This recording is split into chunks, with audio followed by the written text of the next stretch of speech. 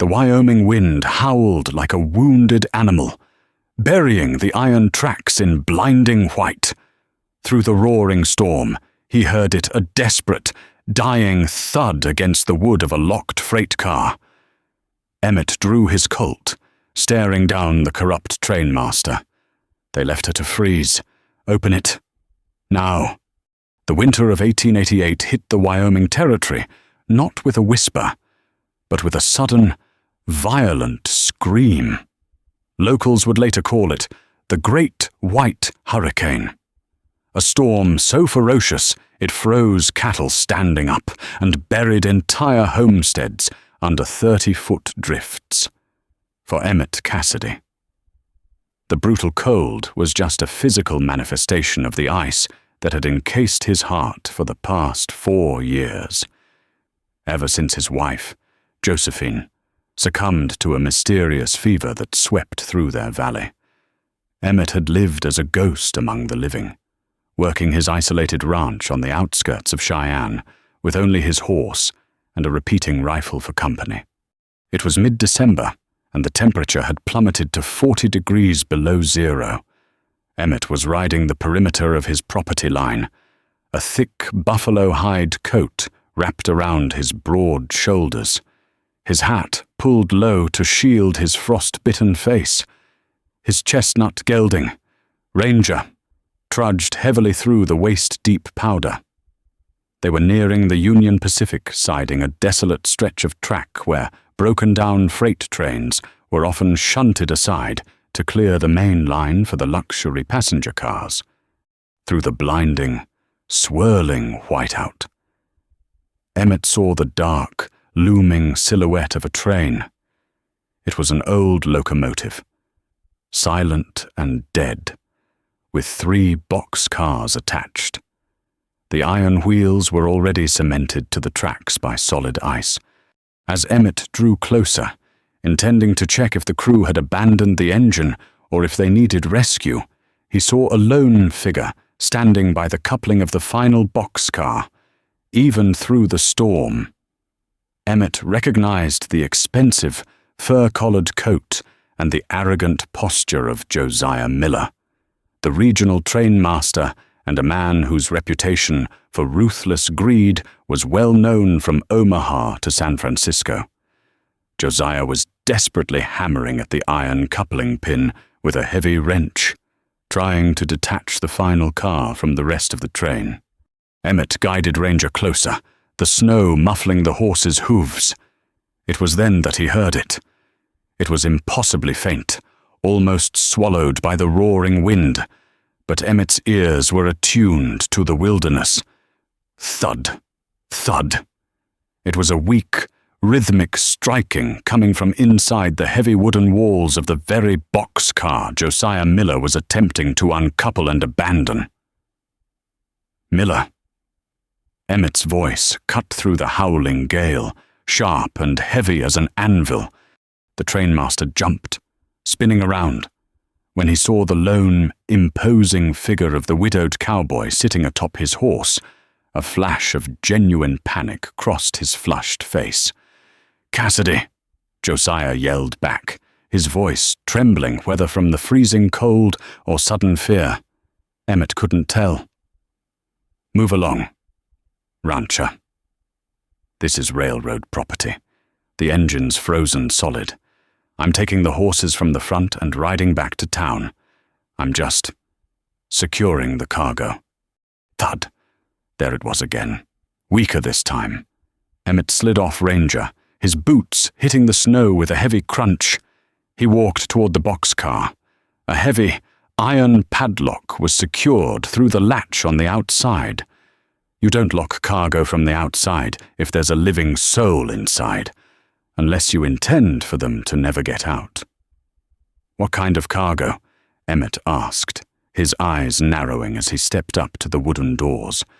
"Machinery," Josiah lied, stepping between Emmett and the door. "Fragile gear for the mining camp up north. It'll keep until the thaw. Now back off. Cassidy, I have a train to report." Emmett didn't back off. He stepped closer, towering over the trainmaster.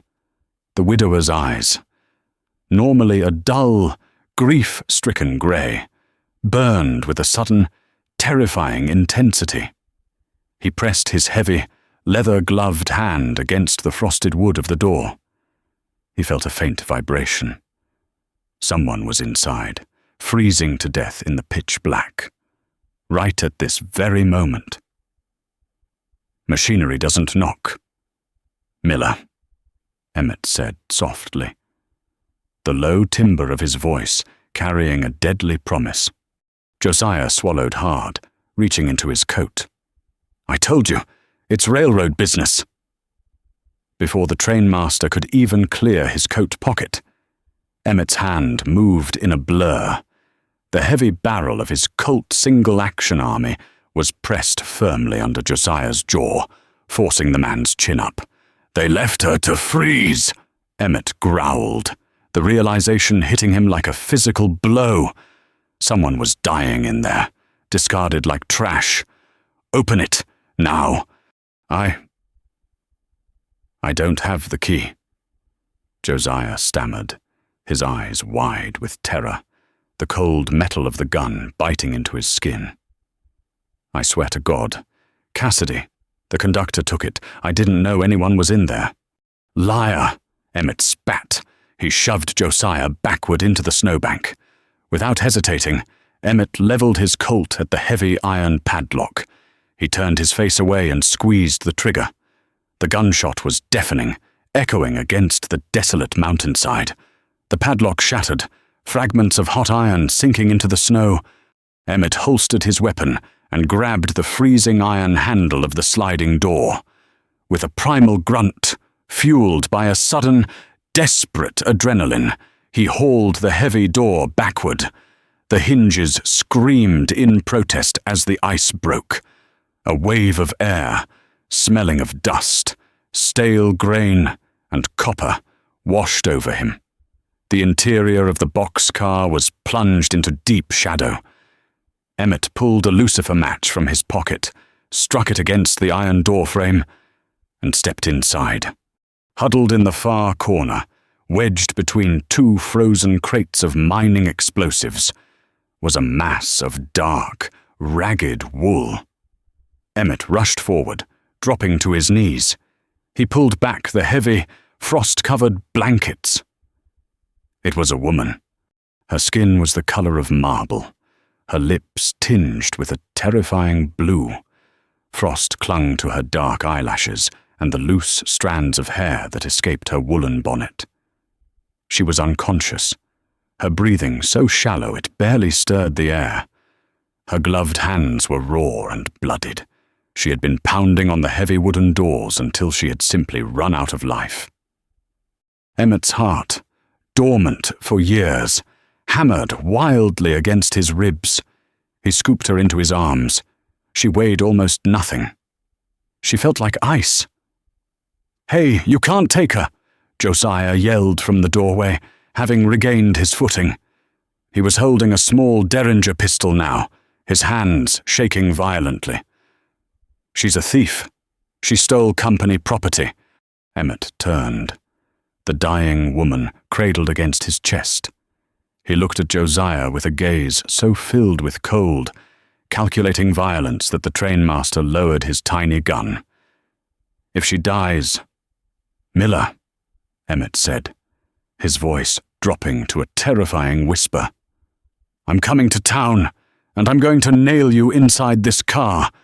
Emmett pushed past the trembling trainmaster, wrapping his own massive buffalo coat around the unconscious woman, and mounted his horse. The ride back to the broken spur was going to be a race against the Grim Reaper himself. The blizzard raged on, merciless and blind. Emmett pushed Ranger to the absolute brink, shielding the woman's fragile body with his own as the driving snow threatened to bury them both. Every minute that ticked by felt like an eternity. Emmett kept his ear pressed to her chest, listening for the faint, stuttering rhythm of her heart. "Don't die," he pleaded silently. A prayer he hadn't uttered, since Josephine lay gasping in their bed years ago. Not today. Not in the snow. When the warm, yellow glow of the broken spur cabin finally pierced the whiteout, Emmett felt a surge of desperate relief. He practically threw himself off the horse, kicking the cabin door open and carrying her inside. The cabin was modest, smelling of pine smoke, old leather, and coffee.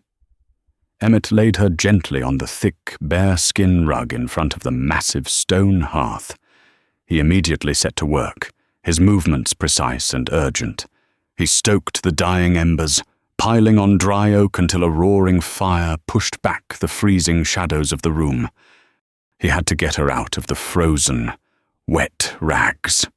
His hands, rough and calloused from years of roping cattle, were surprisingly gentle as he unbuttoned her heavy, ice-caked overcoat and removed her soaked boots.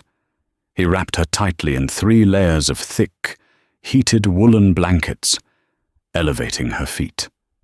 He heated a kettle of water, mixing in a few drops of whiskey, and used a warm cloth to gently rub her freezing face and hands, trying to stimulate the blood flow without burning her delicate, frost-damaged skin.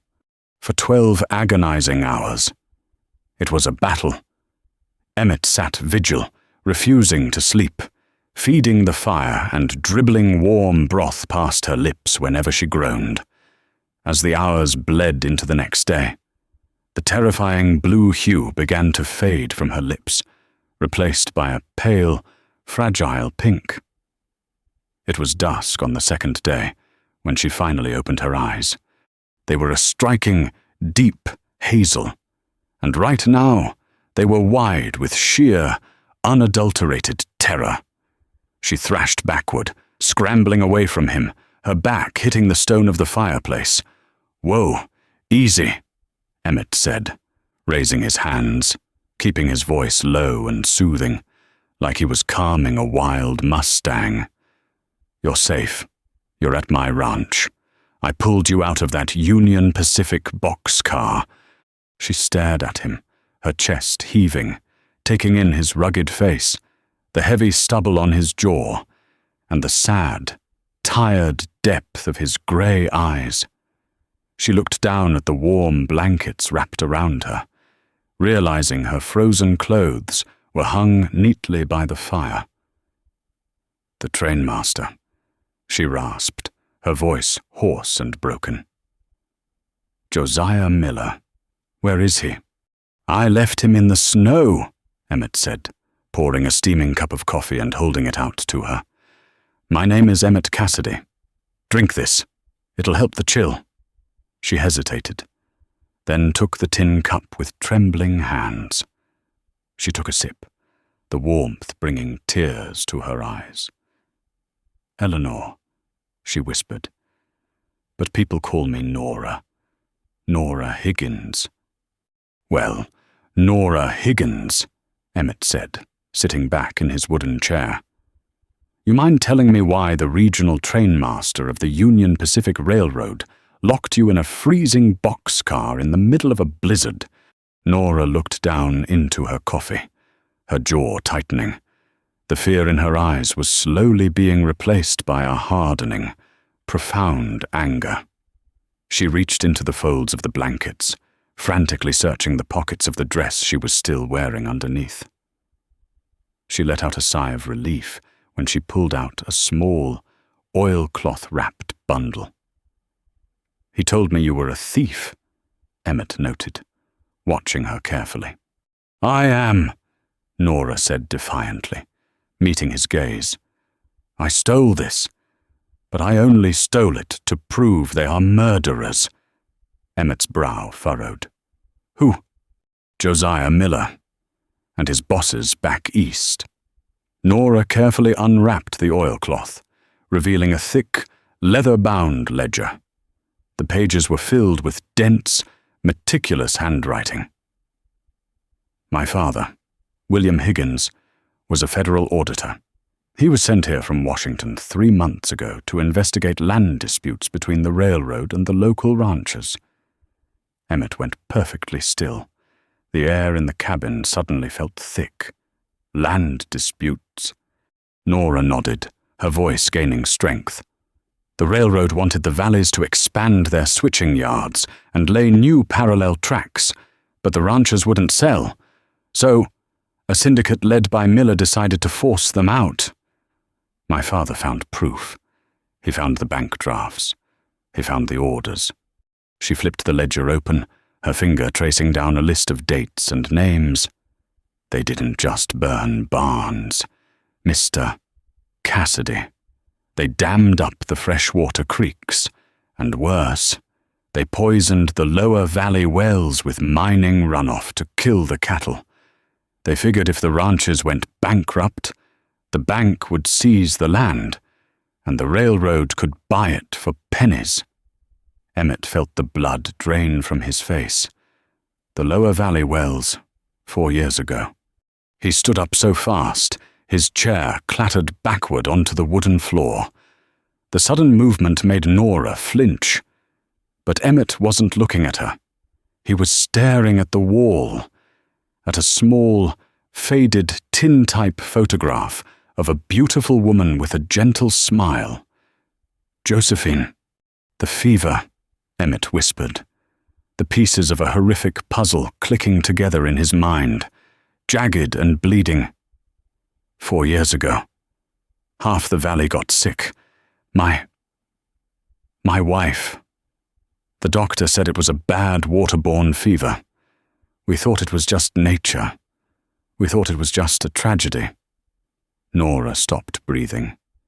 She looked at the photograph, then back at the towering, heartbroken man standing before her.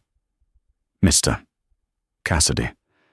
They poisoned the water, Emmett repeated, his voice shaking with a rage so profound it seemed to vibrate the very logs of the cabin. Miller. They killed her. They killed Josephine over a stretch of iron track. Nora slowly closed the ledger. My father figured it out. He told Miller he was sending this ledger to a federal judge in Denver. 2 days later, my father was found dead in his hotel room in Cheyenne. The local deputy, Samuel Boyd, ruled it a heart attack. But I knew they murdered him. Tears finally spilled over Nora's cheeks, mirroring the agonizing sorrow etched into Emmett's hardened features. I broke into Miller's office and stole the ledger back.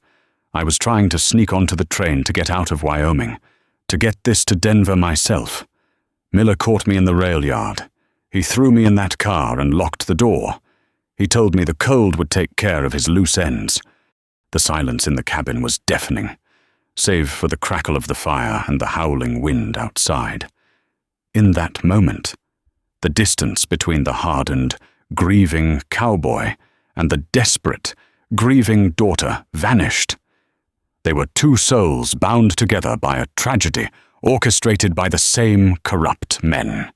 Emmett walked over, righted his chair, and sat back down. He leaned forward, his eyes locking onto Nora's.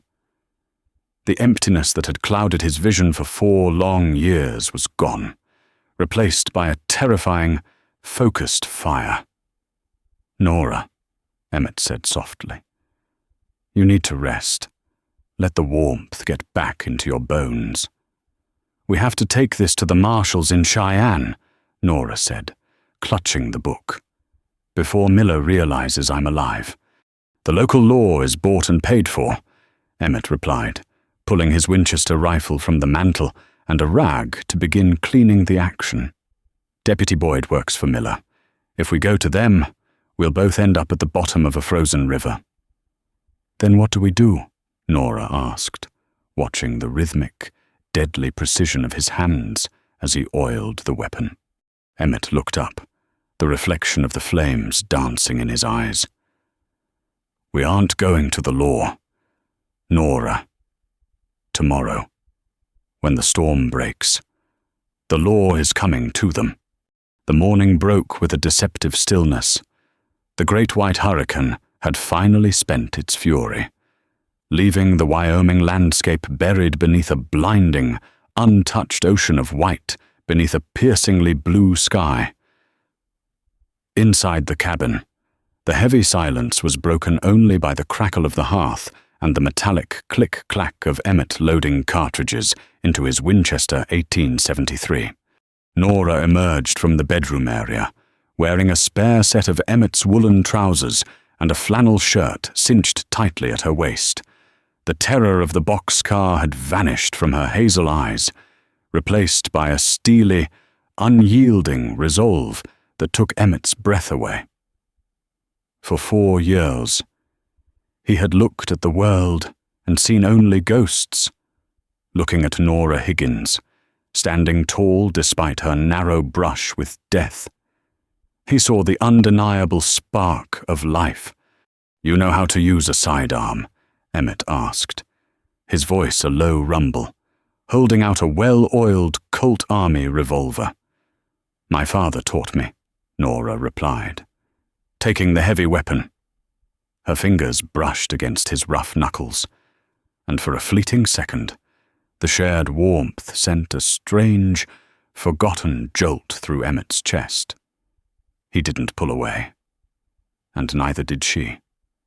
They were two broken people who had suddenly found the missing pieces of their survival in one another. "Josiah Miller won't be expecting you to be alive, let alone riding into town," Emmett said, handing her a box of ammunition. "But he's no fool. He'll have eyes on the main roads. We aren't going to the local law. I know a man in Cheyenne, U.S., Marshal Frank Hadsell. He's a straight shooter, appointed directly by Governor Thomas Moonlight himself. If we get this ledger to Hadsell, the federal government will rain hellfire on Miller's syndicate."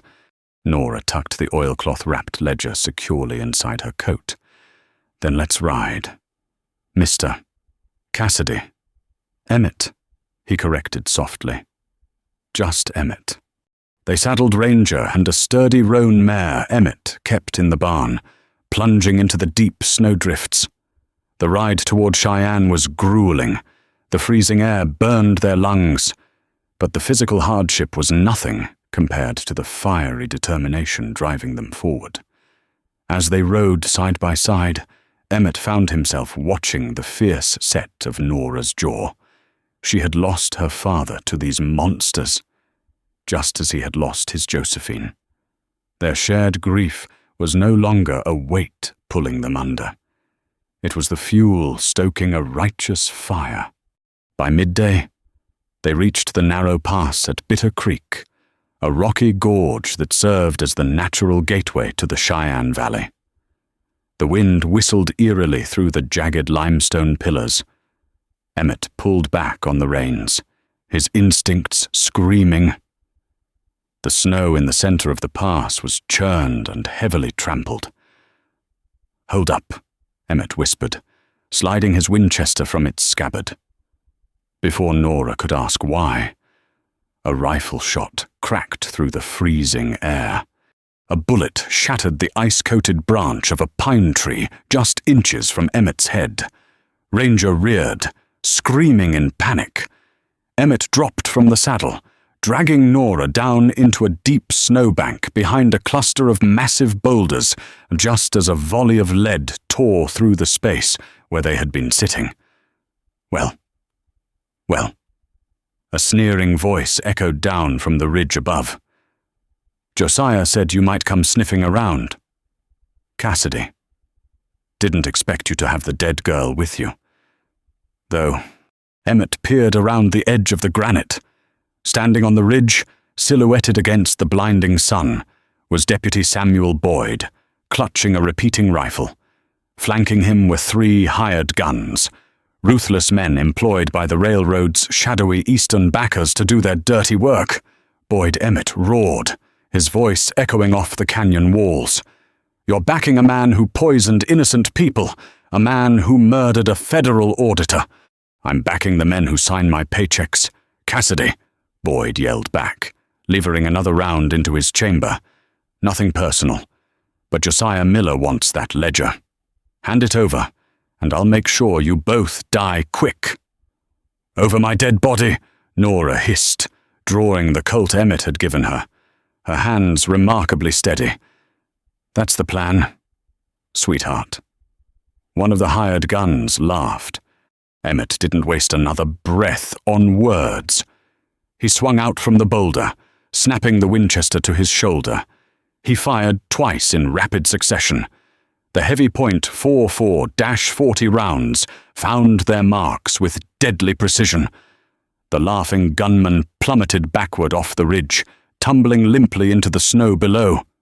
The second man took a round in the shoulder, dropping his rifle with a howl of pain. Boyd and the remaining gunman unleashed a hail of suppressing fire, chipping away at the granite boulder, shielding Emmett and Nora. Rock fragments and ice rained down on them. "I need a better angle," Emmett shouted over the deafening gunfire. "I'm moving to the left flank. Keep them busy." "Nora." Nora nodded, her eyes fierce. As Emmett scrambled through the trench of snow, Nora stepped out from cover, just enough to expose her revolver.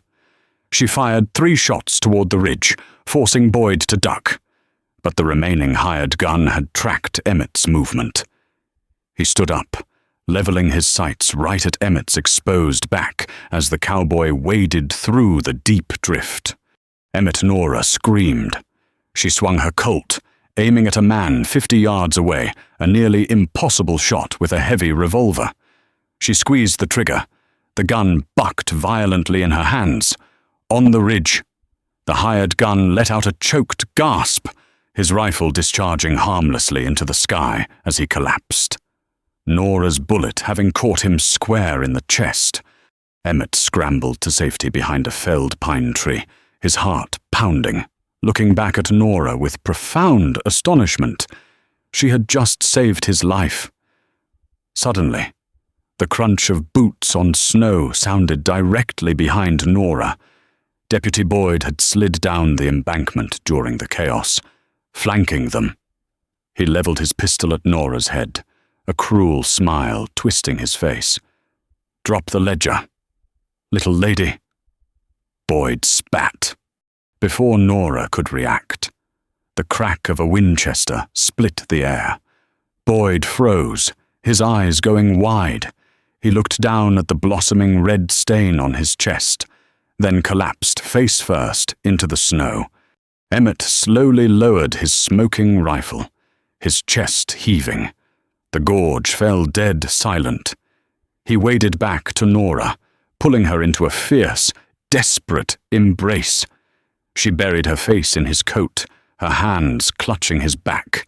The danger had passed, and the adrenaline was fading, leaving only the profound, staggering realization that they were still alive.